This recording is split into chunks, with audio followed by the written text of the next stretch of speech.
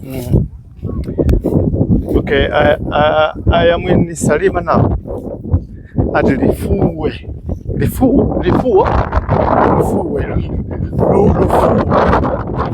Yeah. I'm on this plain land. It's like very flat, just next to the lake. And I'm sure if somebody comes here and look at this place during the dry season, when it's completely dry, you would think this is a very great investment. But last year there was a lot of rains, so the lake, the level of the lake went up. So this place where I am, all of it was full of water. And then you can see there are some people who have invested. They've built their houses there. Those houses were in the water.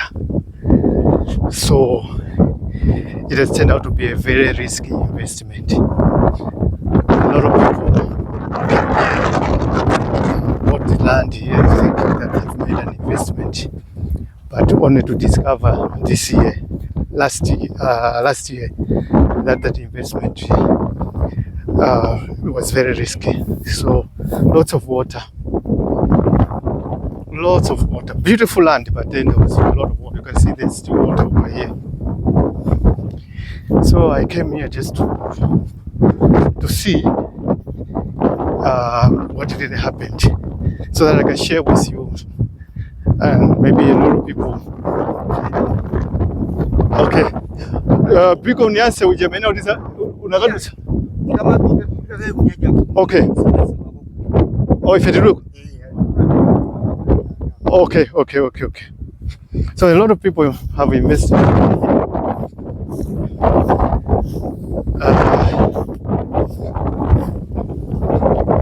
lot of people have invested. This is terrible. Edibo? Bwana wanagula malomelewa? Ish.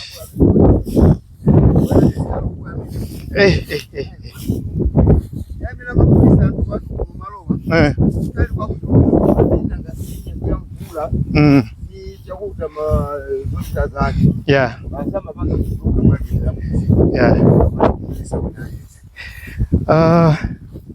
There was a time when I used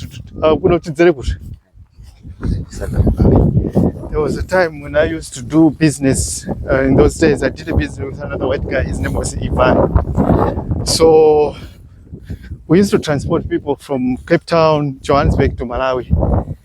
He bought a Calavera, a VW Calavera. So one day we took a guy who was from Salima here, and then he convinced us to come. This is mad. I didn't prepare for this. So we're gonna walk in the water.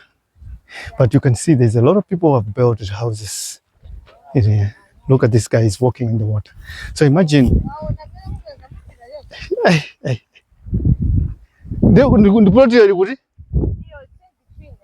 Oh, it's in between here.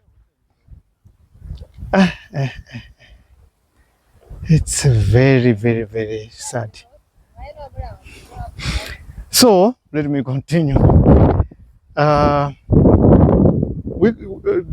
of the passengers convinced us that we should come here in Salima because their chief was selling land. So we came to Salima and then we saw the place. Then we found an open place, just next to the lake, like the way it is here. And that place was very open, and with it was almost like a football pitch. There wasn't even grass on there. And then they was offering that land for us. So I said, wow, this place is very beautiful and I like it. But the white guy, my friend, Ivan, said, no, wait a minute, Ted. Ask them why everybody is building their houses inside. So you can see all the villagers, they've built their houses there.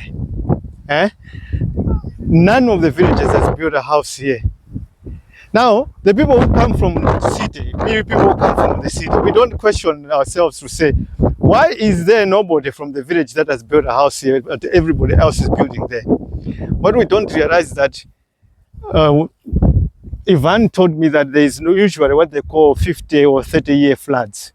So you get some floods that comes every 30 years or 50 years.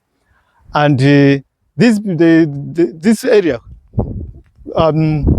whatever has happened now, happens every maybe 30 years or 50 years. But with climate change, it will happen quite often. But these people in the village, they know about these things. So that is why they are all settling on that side of the lake.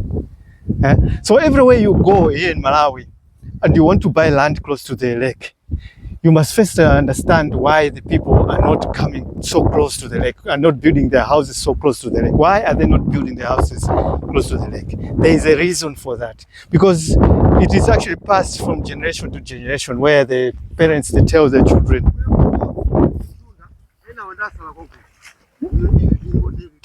Tiende matimu. He says he's gonna carry me. Eh? Madam, so it means mwino wake akafuna kuti akaone malo ake akwenda kuti yeah, koma lerolo akafuna kuti apiteko akwenda kuti aberekedwe basi. Basi mwana adapisira nadibereka. Ine mufuna mundibereke ngati mwana wa khanda ine. Bwana senga bei kujama una bwanja kama sikando mustima amanyamula atande. Usadata huyu. Ndio bwana. Usadata huyu. He actually wants me to look like a baby. Now I'm essentially coming behind his back and then go through this swamp here.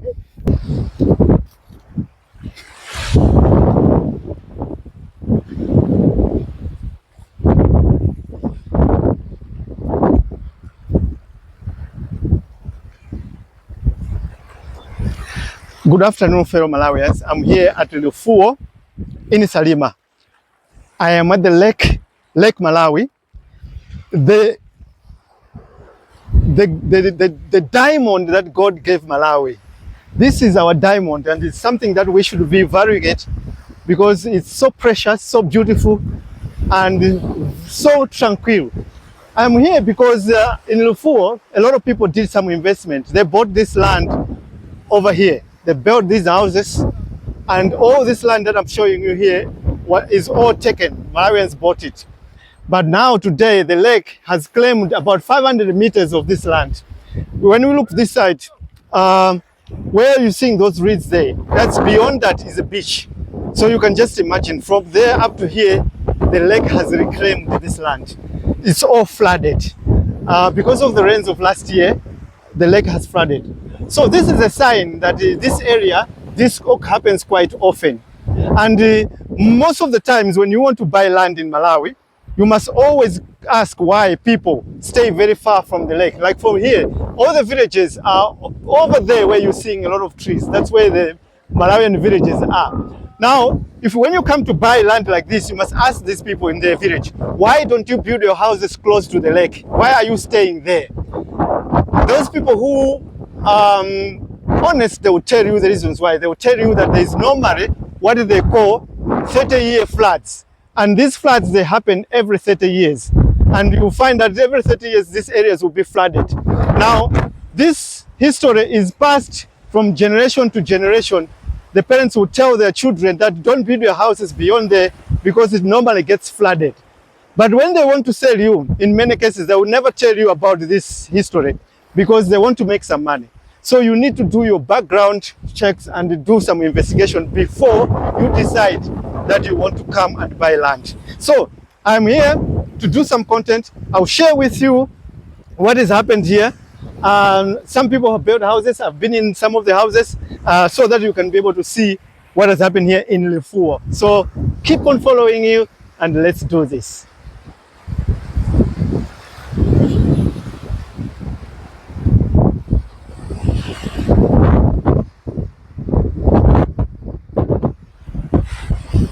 I am here somewhere very, very beautiful. Where are we? This is the Kumbali Lake Retreat, and this is in Salima. Salima. And we are in the full zone. Yeah. Yes. are you telling me we are in Malawi right here? Oh yeah, oh yes, yes, you're in Malawi. This is Lake Malawi. This is Malawi. Oh yes. This is Lake Malawi. And then who are you? Well, I'm Stinga Kapantengo. Okay. I'm the lodge manager of this Kumbali. Yeah. Actually, we have Kumbali in Lilongwe, which is in area 44. Yeah. And this is the sister to Kumbali Lilongwe. Okay. So this is Kumbali Lake Retreat, and Lilongwe also is Kumbali Lodge, Country Lodge. Yeah. Yeah. But you guys, yeah, you are not very far from this area that has flooded. Yes, of course, yes. Yeah. But I see the structure around here. Yeah. It is so close to the water. Yeah, yeah. But it looks like somebody knew already what they were doing. What happened here? What is going on here? Yeah, you know, we had a vision. Okay. My director, Mr. Pickering and Mrs. Pickering, Yeah. they knew about the history about Lake Malawi. Okay. So when you're building this house, Yeah. they had to take the right measures. Okay. Because they're saying there is a rule in Malawi Okay. whereby Kamuzu did Yeah. say there must be a certain level when you're putting up your structures Okay. around near the lake. Okay. You should not go below that level. Okay. So that's what they did. They followed that. Okay. So if you see, we also affected with the levels of the lake. Yeah, I can see you are affected. Yes, we are affected. You have lost the beach here. We have lost the beach. Yes. But we are still fine. And, yeah. And we are still okay. Yeah. And the coming of this lake, it has just given us an added advantage. Yeah. It's like we're Now we are like the water. the house is in the lake. It's now in the lake now. Exactly. If you book this house, Yes. and you're sleeping here, Yes. you are just like You are have in the music of the water. the water. Yes. Eh? Exactly. Yeah, as you see, maybe you show them on the bottom. Yes. The way it was constructed. Yeah. It was designed Yeah. that one day the water will come. Yeah. That was 2024 when we were building this house. 2024, you're building this house. Yes. There is a beach here. We had a beach here. Yeah. You see these reeds? Yeah.